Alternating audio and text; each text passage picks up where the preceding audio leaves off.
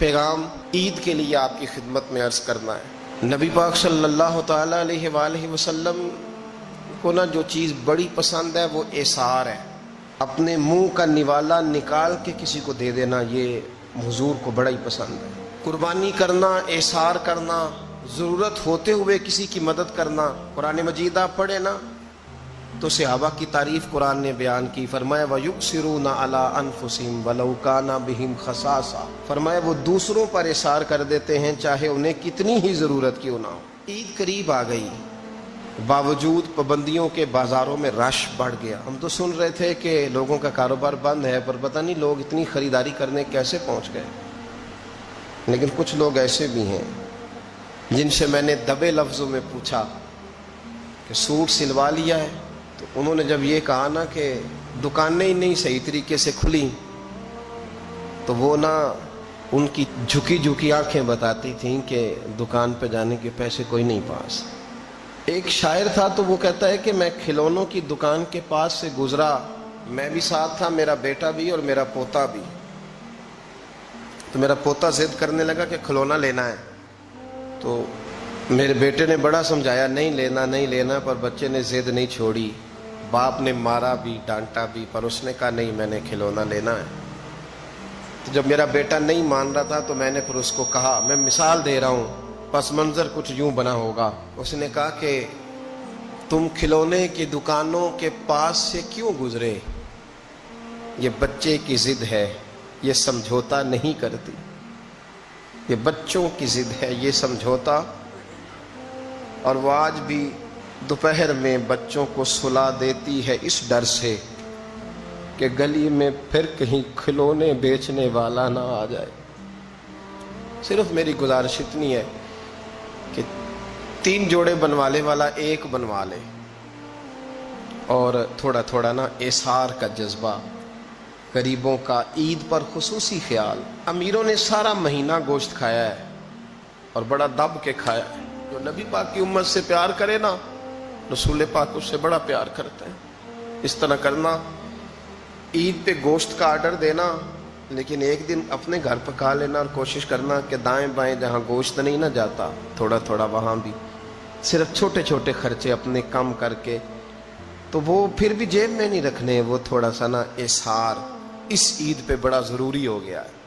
ہاں کچھ ہیں ایسے ہی گھر، آپ یقین کریں گاؤں میں پھر بھی کچھ لوگ ایسے ہیں جو خیال کر لیتے ہیں۔ شہروں میں چونکہ ہم ایک دوسرے کا حال بھی نہیں پوچھتے، آج بھی گاؤں میں کچھ کچے مکانوں والے اپنے ہمسائے کے گھر فاقہ نہیں ہونے دیتے۔ تھوڑی تھوڑی یہ اپیل ہے، میری خاص اپیل ہے، یاد رکھنا تھوڑا سا۔ میرا ایک دوست سے بڑا ہی پیار ہے، بڑا ہی، مجھے بڑی محبت ہے، میں کچھ ضروری تو نہیں ہر بندے کے منہ پہ کہا جائے۔ ان کی بیٹیاں کام کرتی ہیں، مجھے ایک صبح انہوں نے بتایا کہ بچیاں کام پہ جاتی ہے، تو میں فجر کے بعد سوتا ہوں۔ اس دن میں سو نہیں سکا، بڑا میں اذیت میں آ گیا۔ میں نے کہا کہ بیٹیاں تو میری بھی ہیں نا، تو اس لیے یہ تھوڑا سا نا مہربانی کریں، خدا را تھوڑا سا نا امت کا درد بھی محسوس کریں۔ بڑی بڑی سوسائٹیاں تو تھوڑی ہیں، زیادہ لوگ تو ابھی بھی کچے مکانوں میں ہیں، تو مہربانی کریں تھوڑا سا ان لوگوں کا اس عید پہ ضرور خیال کریں۔ آج 21 رمضان کو میرے ابا جی فوت ہوئے تھے، آج کے دن، آج ان کو 19 سال ہو گئے۔ اب 19 سال پہلے میں کہاں تھا آپ سوچ سکتے ہیں۔ تو میں نے بڑے ان کے جانے کے بعد راتیں بھی دیکھی ہیں، اور میں نے ان کے جانے کے بعد بڑے کٹھن معاملات بھی دیکھے ہیں، تو میں نے یہ ذائقہ چکھا ہے۔ مجھے پتہ ہے کہ یہ جو غریبی کا اور یتیمی کا رنگ ہوتا ہے، اس کی اصل شکل کیا ہے، وہ میں نے اصل شکل دیکھی ہے، تو میں اس کے مد و جزر سے میں واقف ہوں، مجھے اس کا پتہ ہے۔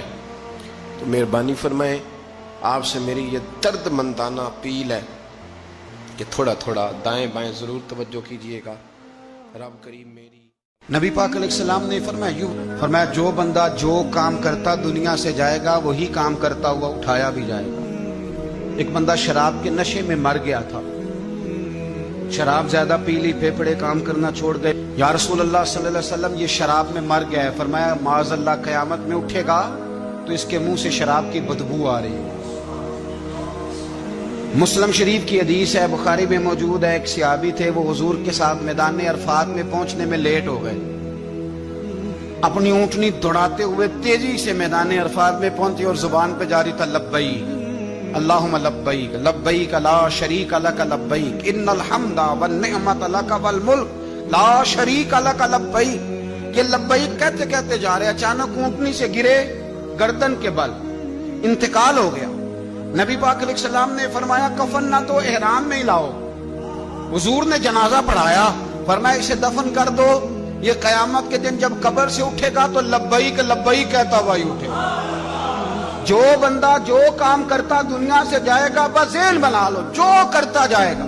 اس لیے ہمارے بزرگوں نے لکھا ہے کہ حضرت عمر نماز پڑھاتے ہوئے دنیا سے گئے تھے تو قبر سے نماز پڑھاتے نکلیں گے. حضرت بلال اذانیں پڑھتے گئے تو اذان پڑھتے ہوئے قبر سے نکلیں گے. حضرت عثمان غنی دنیا سے قرآن مجید کی تلاوت کر رہے تھے, جب شہید کیے گئے تو قبر سے نکلیں گے تو قرآن پڑھتے ہوئے نکلیں گے. اور فرمایا مدینے والے محبوب دنیا سے امت کو یاد کرتے ہوئے تشریف لے گئے تھے, جب مزار سے نکلیں گے تو امتی امتی کہتے ہوئے ہی نکلیں گے. ہر نظر کانپ اٹھے گی محشر کے دن, خوف سے ہر کلیجہ دہل جائے گا, پروڑ کر وہ کالی کملی آ جائیں گے, سارے محشر کا نقشہ بدل جائے گا. دیکھیں نا, ناراض نہ ہوئیے گا. تاجر تجارت کا ذکر گھنٹوں کرتا ہے تو تھکتا نہیں, سیاستدان سارا دن سیاست کی باتیں کرتے ہیں تو تھکتے نہیں, تو آپ قرآن پڑھتے ہوئے کیسے تھک جاتے ہیں, تسبیح نکالتے ہوئے کیسے تھک جاتے ہیں, درود شریف پڑھتے ہوئے. موت کے لیے تیاری کرے. آپ جو کام کرتے ہیں نا انشاءاللہ وہی کام کرتے ہوئے دنیا سے. اعلیٰ حضرت فاضل بریلوی رحمت اللہ تعالیٰ علیہ فرمایا کرتے تھے انشاءاللہ ساری زندگی حضور کے ترانے پڑھے ہیں, قیامت میں بھی ترانے پڑھتے ہی اٹھیں گے. میں اپنی حیاتی تو قربان تھی ماں, محمد محمد پکیندے گزر گئی, محمد محمد پکیندے گزر گئی, احد کولو احمد ملیندے گزر گئی. تو تیاری کرے, اسباب اس کے لیے بنائیں. آپ بخاری مسلم دیکھیے, حضرت سیدنا ابو بکر صدیق رضی اللہ تعالیٰ عنہ فرمانے لگے کہ جب ہم غار ثور میں تھے تو کافر جو تھے نا وہ بالکل غار کے قریب آ گئے. جن لوگوں نے غار ثور دیکھی ہوئی ہے وہ جانتے ہیں کہ اس جانب وہ سوراخ ہے غار ثور کا جہاں تک کافر آن پہنچے تھے. تو فرماتے ہیں کہ کافر بالکل قریب آ گئے. اب پوزیشن یہ بن گئی کہ ان کے پیر ہمیں نظر آنے لگے, بالکل سامنے کھڑے ہیں, وہ تلاش کرتے کرتے آ گئے. حضرت ابو بکر صدیق رضی اللہ تعالیٰ عنہ فرماتے ہیں میں نے بڑی پریشانی کے عالم میں عرض کی یا رسول اللہ صلی اللہ علیہ وسلم, اگر انہوں نے اپنے پیروں کی طرف دیکھا تو ہمیں پکڑ لیں گے, اگر انہوں نے اپنے پیر دیکھے تو وہ ہمیں چھوڑیں گے نہیں, پکڑ لیں گے. تو نبی پاک صلی اللہ تعالیٰ علیہ وسلم کا میں نے چہرہ دیکھا تو حضور کے چہرے پر پورا اطمینان تھا. میں نے بڑی پریشانی کے عالم میں عرض کی حضور وہ گرفتار کرنے والے پہنچ گئے, بالکل یعنی بالکل ہی پہنچ گئے حضور, یہ پیر آ گئے ان کے. یا رسول اللہ صلی اللہ علیہ وسلم اگر انہوں نے نیچے دیکھا تو ہمیں گرفتار کر لیں گے. قربان جاؤں مدینے والے محبوب کے توکل پر. نبی کریم نے ایک جملہ کہا, حضور بڑے اطمینان سے فرمانے لگے ابو بکر ان دو بندوں کے بارے میں تیرا کیا خیال ہے جن کے ساتھ تیسرا ان کا رب ہوا کرتا ہے, جن کے ساتھ تیسرا ان کا رب ہو تو ان کے بارے میں تیرا کیا خیال ہے. ان اللہ معانا, فرمایا بے شک اللہ ہمارے ساتھ ہے. تو اللہ کی ذات پر توکل, بھروسہ اس کے فضل پر, اس کے کرم پر. دیکھیں نا ہمارے ہاں بہت زیادہ بعض لوگ خوف کا شکار ہو جاتے ہیں, ڈرتے پھرتے ہیں, سہمے رہتے ہیں. اور خدا کے بندے تیرا ڈر تجھے مارے گا, تیرا خوف تجھے مار ڈالے گا, تیرا ڈر جو ہے وہ تجھے کمزور کر دے گا. اگر تیرے اندر قوت ہے, اگر تیرے اندر ہمت ہے. جو لوگ روب کا شکار ہو جاتے ہیں وہ چلے جاتے ہیں, وہ ختم ہو جاتے ہیں. اور جن کی قوتیں باقی رہتی ہیں, جن کی ہمتیں باقی رہتی ہیں, جن کی طاقتیں باقی رہتی ہیں, وہ جسمانی طور پر تو جوان ہوتے ہیں, اللہ انہیں روحانی طور پر بھی جوانی عطا فرما دے. یہ جو دن چل رہے ہیں وہ ہمارے ہاں ہمارے حکمران کہتے ہیں مزید سخت فیصلے کرنے پڑیں گے. میں نے کہا تمہارے لیے تو آسان ہے, اس لیے کہ تم تو جس دفتر میں بیٹھ کے فیصلہ کرتے ہو اس کی تو بتی کوئی نہیں جاتی. تمہیں کیا پتا ہو, وہاں تو اے سی بھی 1 منٹ کے لیے بند نہیں ہوتا. یہ تو اس سے پوچھو باپ سے کہ جو عید سے پہلے اپنی بیوی سے مشورہ کر رہا ہے کہ عید آ گئی ہے، اگر بیٹی کے گھر کپڑے نہ بھیجے تو اس کی ساس باتیں کرے گی۔ یہ چھوٹی عید گزری تھی نا، تو ہمارے ہاں کچھ لوگ سمجھتے ہیں کہ سخاوت صرف رمضان میں ہی کرنی ہے، اور رمضان میں ثواب زیادہ ہے، ورنہ راشن ونڈن والے اور لوگ کو عیدوں بعد بھی بھوک لگ دیجئے، عید کے بعد بھی اسی طرح ہی غریب کے ساتھ پیٹ ہوتا ہے، لیکن توجہ نہیں۔ ایک تو ذوق علم پیدا کریں۔ ہم نے اس عید پہ کوشش کرنی ہے کہ ہماری گلی میں، ہمارے محلے میں، ہمارے دائیں بائیں تھوڑا سفر کریں، بچوں کو دیکھیں، سرکاری سکول سے نکلتے بچوں کو دیکھیں، مساجد مدارس سے نکلتے بچوں کو دیکھیں۔ ہم نہ ایک ایک دو دو کا ساتھ دیں۔ یہ جتنی سیاسی جماعتیں کام کر رہی ہیں، جن کی حکومت تھی، جن کی ہے، پتہ نہیں کل کس کی آئے گی، میں تو ذاتی طور پر ان سے پورا مایوس ہوں۔ مجھے تو نہیں لگتا کہ جتنے لوگ آج تک حکومت کر چکے ہیں، بار بار آتے ہیں یا پچھلی حکومت گئی ہے، ان کے پاس کوئی پلان ہی نہیں ہے۔ یہ تو بیچارے ایک دوسرے کی ٹانگیں کھینچنے کے علاوہ نہ کچھ کر سکے ہیں، نہ امید ہے کچھ کریں گے۔ لیکن غریب کی تکلیف بڑھ گئی ہے۔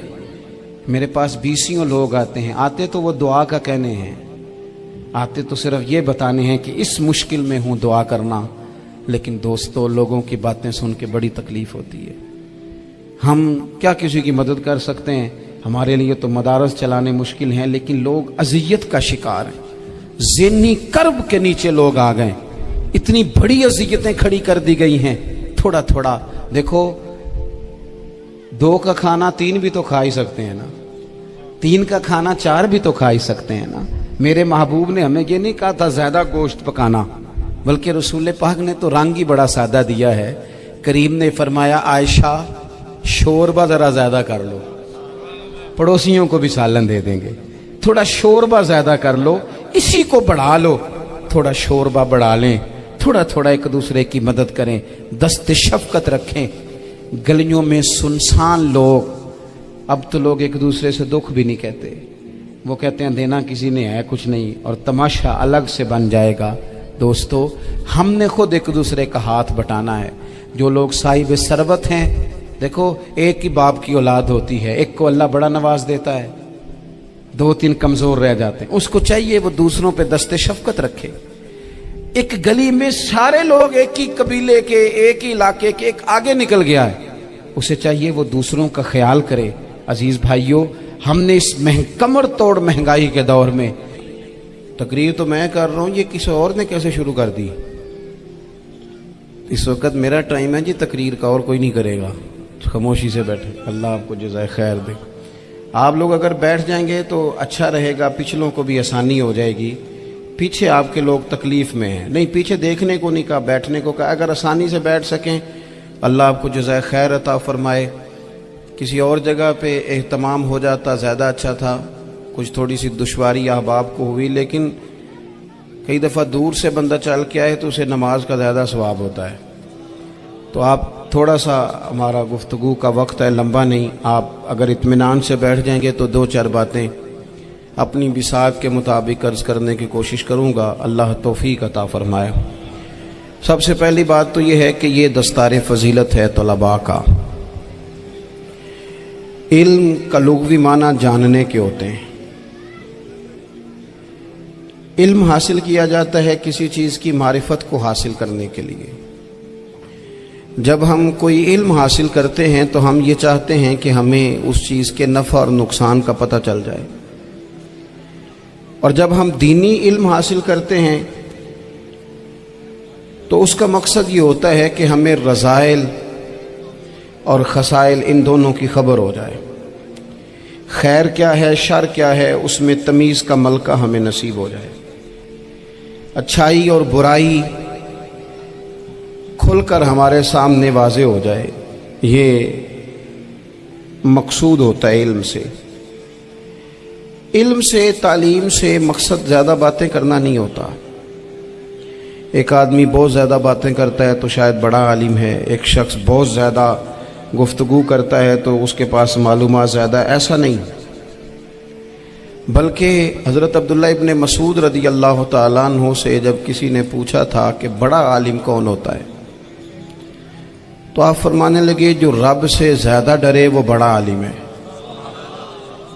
اور دلیل انہوں نے یہ دی کہ اللہ کریم نے قرآن مجید میں فرمایا ہے کہ انما یخشی اللہ من عبادہ العلماء، اللہ کے بندوں میں سے جو عالم ہیں وہ رب سے ڈرتے ہیں۔ تو دینی تعلیم، اس کی معلومات حاصل کرنے کی کوشش کریں، صحیح کریں۔ قرآن مجید کی ایک آیہ کریمہ کا کچھ حصہ جو میں نے تلاوت کیا، اس میں اللہ کریم نے فرمایا اپنے محبوب سے، کہا وَقُلْ رَبِّ زِدْنِی عِلْمًا، اے محبوب آپ میری بارگاہ میں یہ دعا مانگیں، آپ یہ عرض کریں کہ اے رب میرے علم میں اضافہ کر دے، اے مالک میرے علم میں اضافہ کر دے۔